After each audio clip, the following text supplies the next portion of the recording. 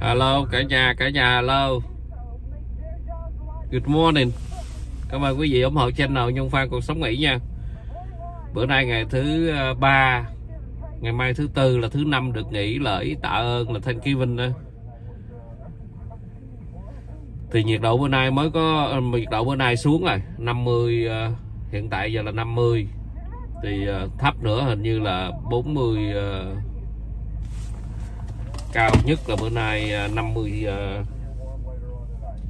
58 cho tới 45, rồi ngày mai nó xuống tới 38 và 58, nhiệt độ xuống quý vị. Thì em nhắc lại một lần nữa thì cho những cái cây nó vô đi, rồi chuẩn bị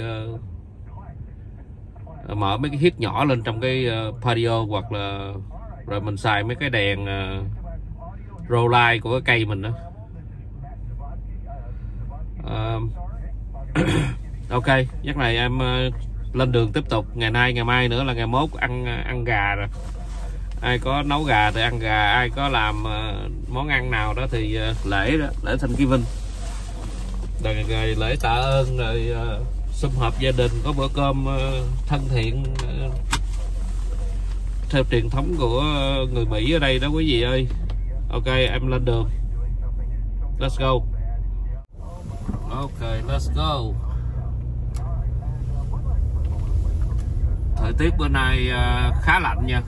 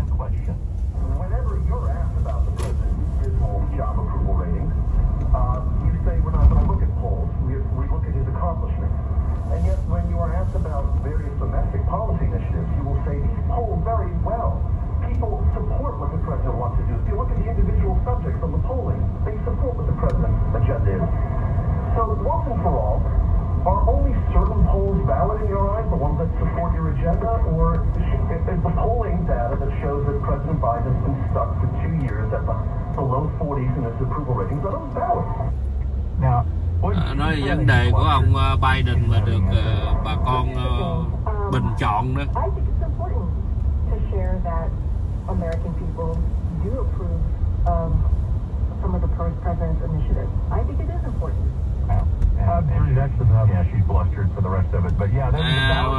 Cái bà đại diện cho Nhà Trắng cái lúc nào cũng nói là đừng bao giờ tin tưởng vào cái bình chọn, mà hỏi ngó những cái gì mà ông Biden làm trong 2 năm nay, từ đối ngoại, đối nội và cộng luôn cả kinh tế.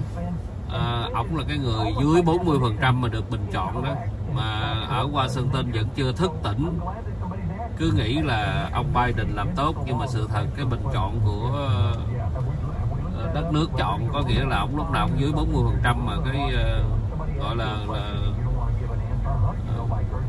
chấp nhận được cái công việc của ổng với cái nội các của ổng, mà để chạy cái đất nước này, điều khiển đất nước.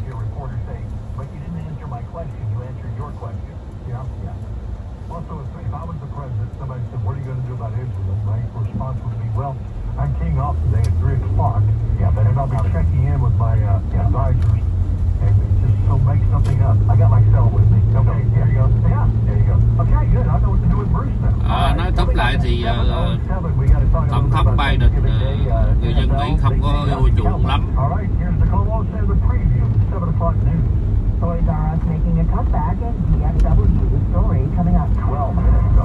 Để em kể cho quý vị nghe, ở Bắc Texas mỗi lần mà lạnh đó thì thường thì gió ở hướng Bắc về. Tối là gió khoảng chừng 2 đến 30 mile mỗi 1 giờ đó. Một mile nó rất là nhiều nha. Thì cái greenhouse em nghe rầm đó là mình biết rồi, tại vì cái bao ni lông mình căng rất là kỹ mà vẫn có bị dấp, nhưng mà chiều về mình thiết kế thêm lại. Thì gió ở miền Bắc về thì thổi liên tiếp như vậy khoảng chừng một đêm là nhiệt độ rớt 40 độ á. Nhưng mà tối hôm qua chiều về còn ấm mà Gió miền Bắc thổi về một đêm một thì giờ còn lại 50, mà tối nay xuống có thể 40, rồi ngày mai còn 30 ban đêm. Khi nhiệt độ xuống 30 ban đêm thì cộng với gió đó là nó bị xuống 20 mấy đó, gọi là wind chill đó.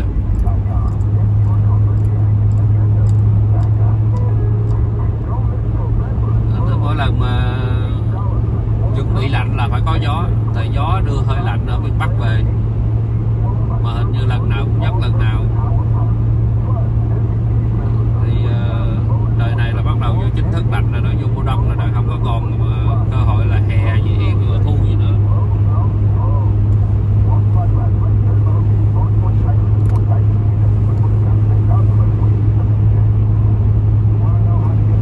Chỉ lạnh thôi chứ đông đá thì là chưa đâu, chỉ có xuống 30 mấy rồi chắc là khuya lên lại, khuya 30 mấy rồi đầu lên lại. Mùa lễ thì lại lạnh mới gọi là Noel cái gì vậy. White Christmas hình như năm nào có một năm là Noel là tuyết rơi đây, tuyết cũng trắng hết, rất là đẹp.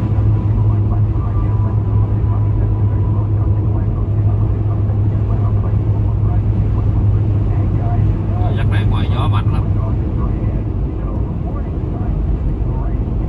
Thường cái đường này nó vô trong từng loại freeway, ngoài highway á, mà highway 20 này mình vô trong cái hẻm nhỏ này, cái exit này đó,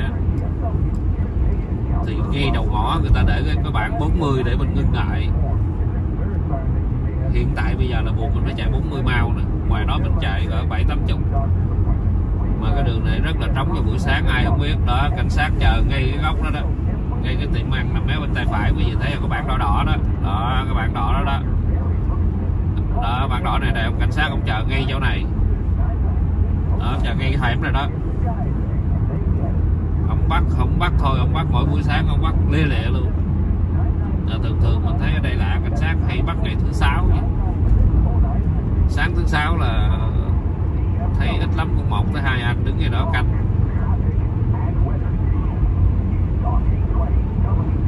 Thật sự mình nói cảnh sát ở đây không chịu bắt tốc độ thôi, chứ bắn tốc độ một lát một bắt đầy, đâu có cần phải núp giống như là che đậy gì đâu. Đồng ý người ta cũng canh cái chỗ nào mà gọi là hay giọt tốc độ, có nghĩa là người ta chặn cái mẹo của mình có từ dạo lẹ mình ra cái chậm mình sơ ý mình không đỡ tay kịp là người ta quất mình. Giấc này nói về tình hình giao thông nha. Đường 20 này tốt ở dưới bị kẹt, 20 West.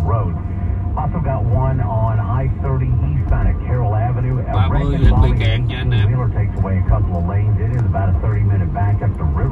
Kẹt chỉ có 2 lane thôi, thời gian trễ là 30 phút.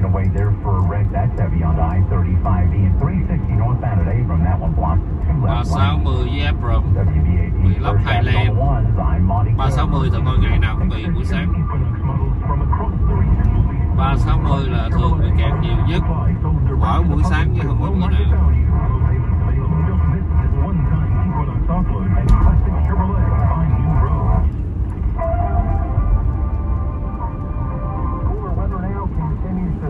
On a gusty breeze, 76 degrees yesterday. Now we may not hit 60 as we get into the afternoon. A lot of cloud, maybe some sunshine with those winds gusting north-northwest.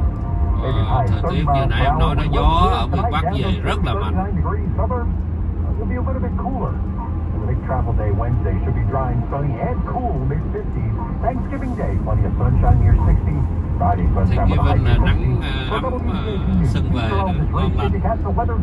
Right now, overcast and breezy in 51 in Dallas and overcast and 50 in Fort Worth. Dallas police are reviewing their policy of no-knock warrants after a capital murder suspect they tried to arrest last week had time to grab a dangerous and illegal weapon. Dallas police say a wanted capital murder suspect who fired at police and U.S. Marshals says they tried to serve an arrest warrant last week was armed with a Glock switch. It turns a weapon into a machine gun. Small device that allows a semi-automatic weapon to fire automatically. Police Chief Chief Eddie Garcia says Senior Corporal Edgar Morales was shot in the leg, but he is expected to recover. Garcia says the department is reviewing its no-knock warrant policy, saying that suspect shot dead 21-year-old Jordan Evans had 3 minutes to grab his weapon after police announced their presence. Kimberly James, WBAP News. Vụ bắn nhau tình rồi ở Dallas thì cảnh sát coi lại cái policy của người ta, cái luật lệ của cảnh sát. Anh kia 19 tuổi bắn vô chân cảnh sát rồi và anh bị bắn chết rồi.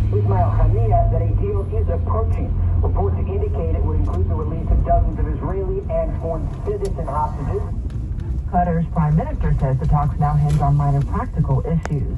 Your money news. Toys R Us has returned to the Metroplex by opening its first ever airport location. Families who are traveling over the holidays will find the new store in Terminal A at DFW Airport. Toys R Us filed for bankruptcy in 2017. The assets were then liquidated and eventually sold to WHP Global. Since acquiring the brand in 2021, WHP Global has opened a flagship location in New Jersey. And is planning to open Can I hear number 6?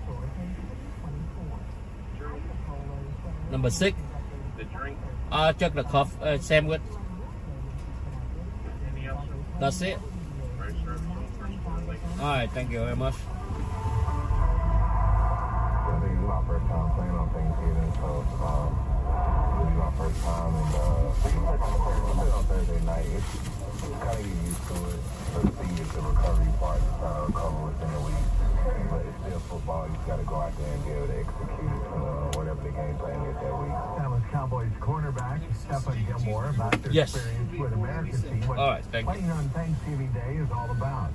From our Mullen & Mullen Law Firm Sports Desk, I'm Steve Lamb. It's not really the 24-hour rule for this team. I'll see you. After getting back late on Sunday from Charlotte and then win against the Panthers, and now having to play on Thursday afternoon. Came back from Star in Frisco yesterday, going to work and trying to come up with a way to beat the Washington Commanders on Thursday when they kick it off at 3:30. The Cowboys are an 11-point favorite to beat their NFC East rival.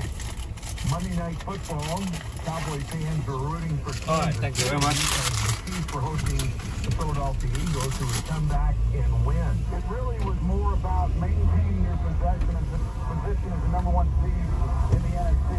They were able to do that. There's a lot of disappointed teams in the NFC tonight when they thought that maybe they were going to make up a game against Philadelphia. Former Dallas Cowboys quarterback, the Hall of Famer Troy Aikman, after the Eagles get the win, they're now 9-1 and take another step, it looks like, to winning this division. The Cowboys at 7-3, but there is a long way to go. 7 games left in the regular season. Dallas Stars blew a big lead on Saturday against Colorado, and last night they were able to kind of flip the switch and come back and do what the ads had done to them as they rallied to beat the Cowboys tuần này sẽ chơi Thanksgiving nha, đụng với đội Washington của trong bảng đó. Thì đội Washington thì cũng không hay lắm, nhưng mà Cowboys chấp 11 điểm đó, không biết ăn nổi không. Nhưng mà anh Đạt Prescott này ảnh chơi sân nhà có thể chơi ok đó. Well, we knew he was going into the Baseball Hall of Fame. It's just his first time on the ballot. He is, you would think, a sure lock to make it in. Alex Rodriguez is also on the ballot. Would you put him in? You know, I got to tell you something, that baseball lets sports writers determine who goes in the Hall of Fame is a joke. Those black guys are a bunch of fat drunks. They ought to let the players determine who goes in the Hall of Fame. That's what we call an HSO. Sports opinion from Mr. Brown. An HSO, I think I'm going to have to agree. I think so. That the writers shouldn't be the people who determine. It should be his peers. Yeah. Or her peers, or whatever it may be. Yeah. Cái nhiệt độ ở Arlington rất là khiêm tốn. Mình so với nhiệt độ ở xung quanh này ở nọt Texas này thì đồng ý là khắc nghiệt, nhưng mà được ok là năm chỉ bị đông đá 1 tới 2 lần.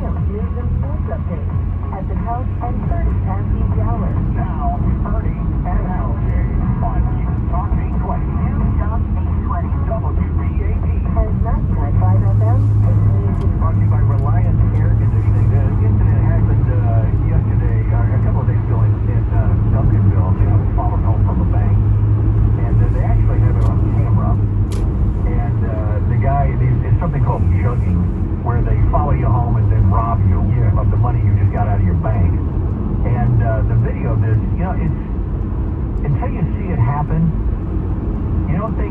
well, it's just another robbery, it's just another violent crime that happens in another part of town, etc. But you watch the video of this, and you got a guy who just shows up, and you see the car behind him, kind of cruising behind as he pulls in his driveway, goes around the corner a little bit, and then these guys jump out of the car and start running towards him with a gun.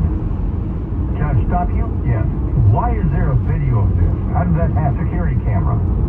The guy had a security camera on his house, I guess. Bottom line is, okay, they were concerned about this type of thing happening. Right. Bây giờ radio mới nói tất cả cái vụ cướp ở nhà băng rất là nhiều.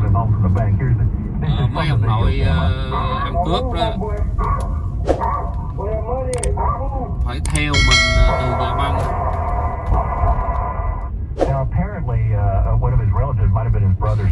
Ok, em xin tạm chào, hẹn gặp lại clip kế tiếp. Bye bye. Guy pulls out a gun right before he gets shot. So he didn't get a chance to use his gun. No. Well, you hear stories like that. Are we supposed to carry a gun around?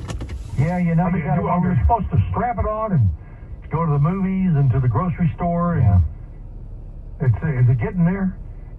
This goes back a long way for me. Do you remember the shooting that took place about movies and bây giờ người ta nói ghê quá, phải đi chợ đi đâu cũng chắc phải mang súng rồi. Tại vì mình đi nhà băng về mà nó theo gì tới cửa mình, nó quất mình luôn mà. Ở đây là cái tệ nạn xấu nhất của xã hội. Cái này phải cần coi lại chứ chính phủ làm như thế này là không được rồi.